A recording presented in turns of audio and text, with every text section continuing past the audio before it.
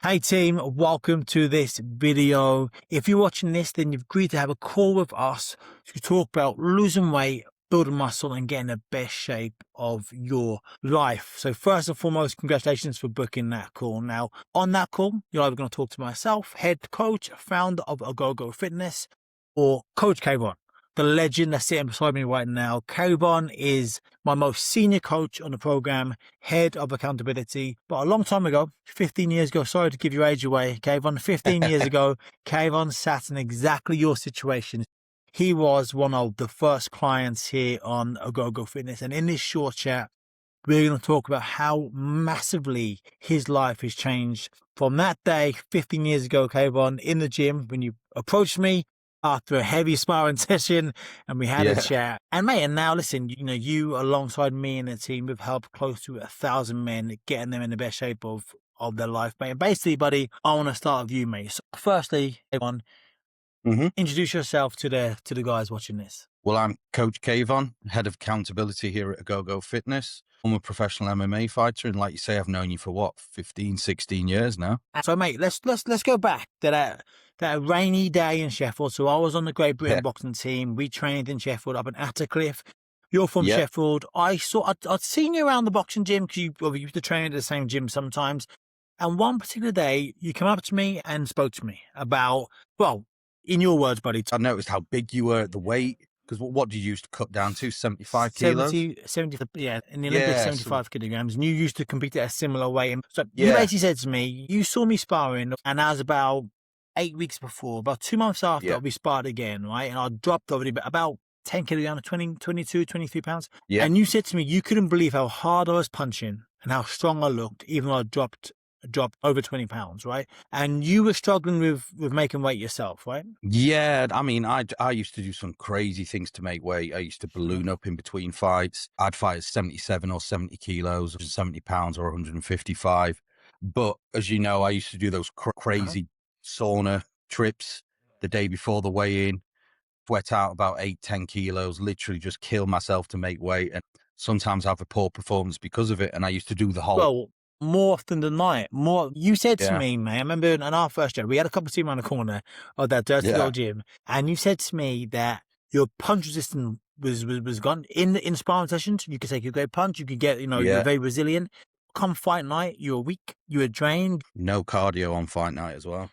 When we first started working together, there were two Kayvans. There was in-camp Kayvan, and there is non-in-camp Kayvan. And for the British boxing fans here, you remember Ricky Hatton, Kayvan lived that life. He lived the all or nothing life, right? In an 8, 10, 12-week camp, you trained your ass off and night. Listen, with you, with like a lot of people, we had to hold you back. Like when I got involved in your training, it was actually holding you back a little because you trained really, really hard, but you were training too hard and weren't recovering and weren't refueling and getting hurt and getting injured and then struggling through fights. Yeah. And then out of camp, you went the complete other way. Put on, goodness me, 20, 30, 40 pounds. It was a slog, right? It was a struggle for you. It was either one extreme or the other. I was fully in and committed and overly committed, or I was fully into eating junk, drinking, having so much downtime because I used to work so hard in camps just to make weight. A lot of the time, the camps were just about me making weight, which was crazy. We talk to a lot of men. No, we bring in only 20 a month, folks. You want to keep the standard really high.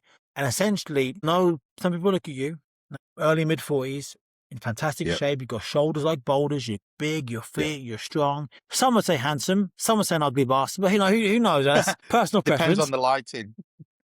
But you haven't always been in your energy, unbelievable energy. You're super confident, but you haven't always been this way. No.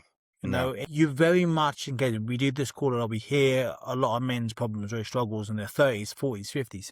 Although you look like $1 million now and you feel $1 million now, you weren't always that way. You did look and feel not great. So just talk a little bit about that, buddy. Well, like you say, I had that all in or all out behavior aspects before I started working with you.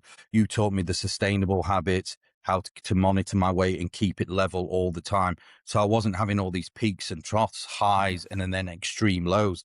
It was one extreme to the other, which is obviously no good in anyone's life.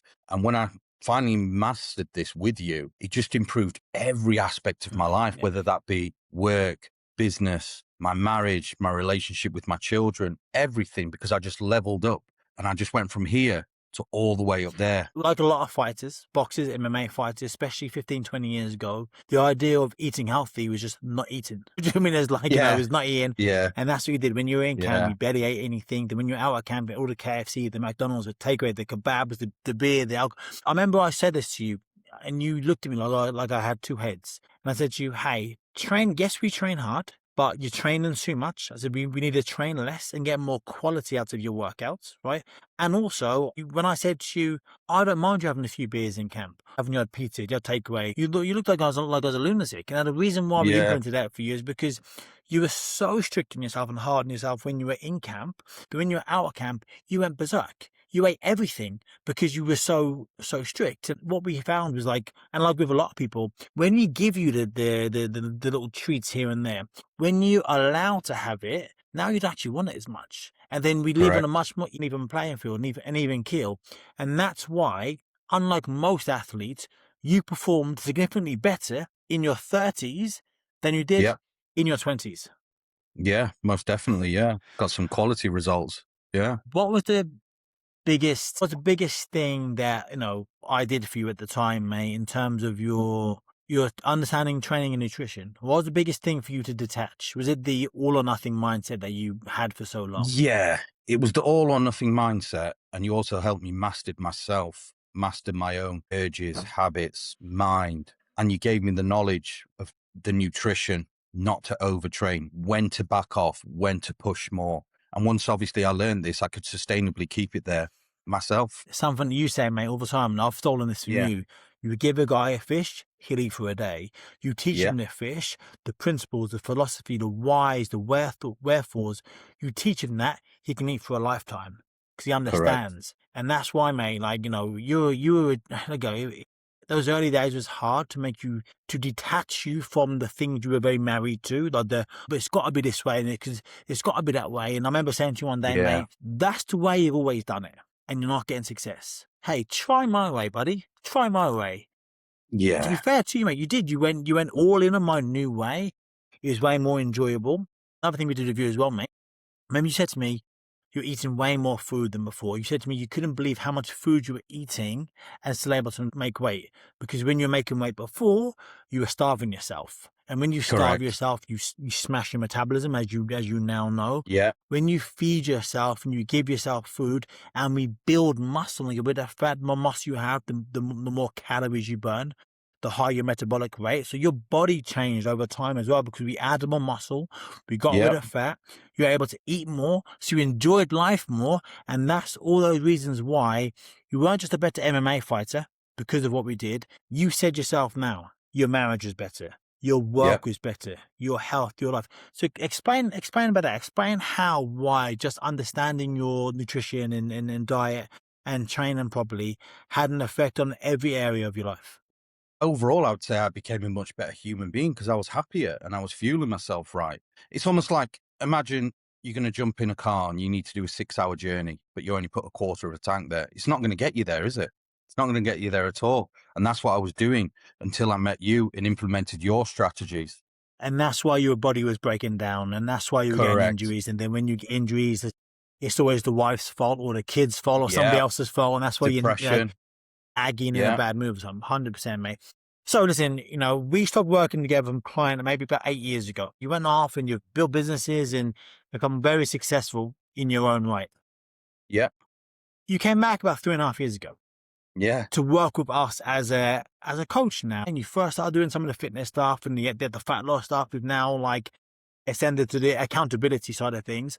Mate, why did you come back? Why not just sail off into the sunset as a massive Ogogo Fitness client success story? Because I love what we do. I genuinely love it. It gives me a buzz. It gives me a thrill, bringing these guys in, taking them from a low, awful place, building them up, building their self-esteem up, hearing their stories about how their marriage and business has got better, how successful they're doing, how they've come off blood pressure medication or whatever it might be. We, because I know you love it just as much as I do, but I genuinely get a thrill out of doing this. I genuinely get a thrill out of turning up and helping these guys better themselves because we're putting something positive out there as well. I think, I hope you don't mind me saying this, mate, you've you've become very successful in your professional career, doing your own stuff, right? You don't do this for the money. I don't pay No, you. I don't pay you as much as I probably could.